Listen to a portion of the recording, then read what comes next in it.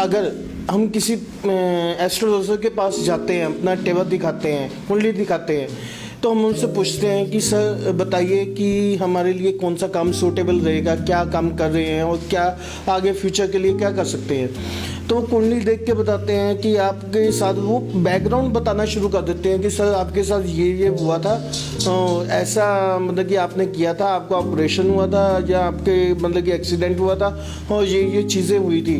हम मान लेते हैं, चलो कुछ में से तो कुछ ऐसी बातें होती हैं कि वो नहीं मानते हैं, मतलब कि बताने वाली होती है या नहीं बताने वाली होती है, सामने कुछ ऐसे होती है। अगर हम उनको फ्यूचर का कुछ क्वेश्चन पूछते हैं कि बताइए सर हमारे लिए क्या काम सूटेबल रहेगा, हम आगे कैसे फ्यूचर के लिए आगे कैसे फोकस कर सकते हैं, तो वो कहते हैं कि आपके कुंडली में इतना दम ही नहीं है। जी जी जी सर, देखिए ये चीज़ बहुत बार देखने में मिलती है कि आपके टेबे में दम ही नहीं है। तो सर इसका मतलब ये तो नहीं कि हम काम ही ना करें। तो इसका सर बेस्ट वे क्या है कि हम अपने पूरे फैमिली की होरोस्कोप दिखाएं। अगर सपोज कीजिए आप में किसी, आपके टेबे में किसी भी तरह की स्ट्रेंथ नहीं है, तो आप अपने बेटे के नाम से कर सकते हो, बेटी के नाम से कर सकते हो, वाइफ के नाम पे कर सकते हो। तो ये चीज़ें आपके लिए फेवरेबल रहेंगी। तो ज़रूरी नहीं अगर आपके टेबे में किसी भी तरह का स्ट्रेंथ नहीं है प्रोफेशन को लेकर, तो आप फैमिली मेम्बर में उस बंदे के नाम पे कर सकते हो जिस बंदे के प्लैनेटरी पोजीशन बहुत अच्छी है।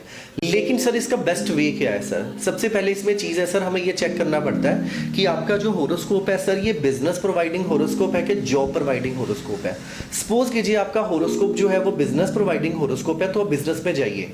लेकिन सर अगर आपका होरोस्कोप जॉब प्रोवाइडिंग भी है, जॉब ओरिएंटेड भी है, तो कहीं ना कहीं पर ये मतलब बिल्कुल नहीं कि आप बिजनेस नहीं कर सकते। आप बिजनेस कीजिए लेकिन अपने आप को एज एन एम्प्लॉय रखिए सर बिजनेस में। तो आप एम्प्लॉय बनिए, उसमें सैलरी डालिए, तो आपको एज एन एम्प्लॉय जाके मार्केट में काम करना पड़ेगा। आप रिवॉल्विंग चेयर पर बैठकर काम ना कीजिए तो रिजल्ट्स अच्छे हैं।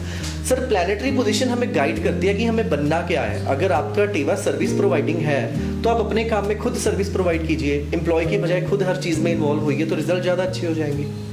ऐसा होता है सर कई बार कि जैसे आप ना कोई आपका, जैसे आपने बताया कि आपका जो कुंडली है जो जॉब प्रोफेशन की है, उसमें से क्या होता है कि जब एस्ट्रोलॉजर के पूछते हैं हम, तो वो बताता है कि यार आप ना 5-7 साल जॉब कर लो, उसके बाद में आप अपना बिजनेस स्टार्ट कर देना। जी सर, ये क्वेश्चन बहुत अच्छा है। बहुत बार हमारे टेबे में क्या चीज़ें देखने वाली होती है कि सपोज कीजिए आप जॉब ही कर रहे हो, लेकिन सर कई बार जॉब भी इस तरह की होती है जो जॉब की तरह नहीं होती, जिसमें आपने सर्विस प्रोवाइड ही नहीं करनी सर।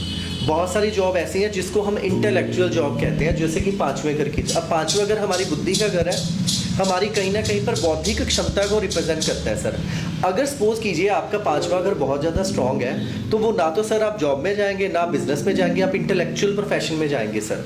आप ऐसे प्रोफेशन में जाएंगे जहाँ पर सिर्फ और सिर्फ आपकी बुद्धि का इस्तेमाल होगा, आपकी सिर्फ कैलकुलेशन यूज होगी, आपकी सिर्फ मेमोराइजिंग पावर यूज होगी सर।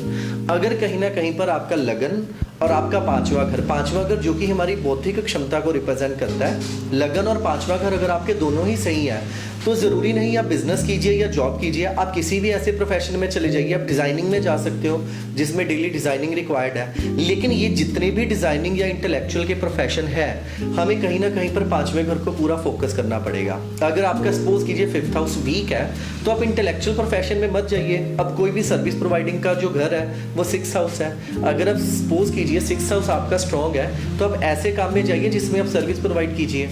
अगर आपका लगन स्ट्रॉन्ग है तो आप इस काम में जाइए जिसमें आपके सेल्फ की इन्वॉल्वमेंट हो। अगर आपका 2nd हाउस स्ट्रॉन्ग है तो आप इस काम में जाइए जिसमें आपका मनी के रिलेटेड वर्क हो, फाइनेंस के जाइए। जी, एक क्वेश्चन है सर। जी सर। ये जिसका पांचवा घर भी नीच का हो और छठा घर भी नीच का हो, तो उसको क्या करना चाहिए सर? सर उसमें देखिए, अब बिजनेस का जो सिग्निफिकेटर प्लैनेट है सर वो बेसिकली बुध है। अब देखिए जी, जो बेसिकली बिजनेस को रिप्रेजेंट करता है वो बुध है, और ओवरऑल जो बिजनेस को रिप्रेजेंट करता है वो हमारा 10th हाउस है। सर अगर आपका किसी भी वे से पांचवा घर वीक है, तो आप पांचवें घर के प्रोफेशन में मत इन्वॉल्व होइए, तो बिजनेस कीजिए। पांचवें घर के प्रोफेशन क्या है? पांचवा घर कहीं ना कहीं पर इजी मनी को रिप्रेजेंट करता है, कहीं ना कहीं पर एंटरटेनमेंट के वर्क रिलेटेड जो वर्क्स है उसको रिप्रेजेंट करता है। अगर पांचवें घर में आपका पांचवा घर किसी भी तरीके से वीक है, तो आप ऐसे काम में मत जाइए जिसमें एंटरटेनमेंट यूज हो। डीजे का ही काम है सपोज कीजिए जिसमें प्योरली एंटरटेनमेंट है, या हम स्टॉक मार्केट का काम कर सकते हैं, कह सकते हैं इसमें, तो आप उस कामों में मत जाइए। सर हमारा जो हाउसेज है, हर हाउस किसी ना किसी प्रोफेशन को रिप्रेजेंट करता है। जो हाउस सर आपका स्ट्रॉन्ग है, आप उस हाउस के प्रोफेशन के रिलेटेड जा सकते हैं। और सर प्रोफेशन के रिलेटेड अगर हम फोकस करें तो कहीं ना कहीं पर हमें सेकंड हाउस को कंसीडर ज़रूर करना पड़ता है। प्रोफेशन का फ़ायदा सर तभी अगर हमारा सेकंड हाउस अच्छा है, धन वाला घर। बट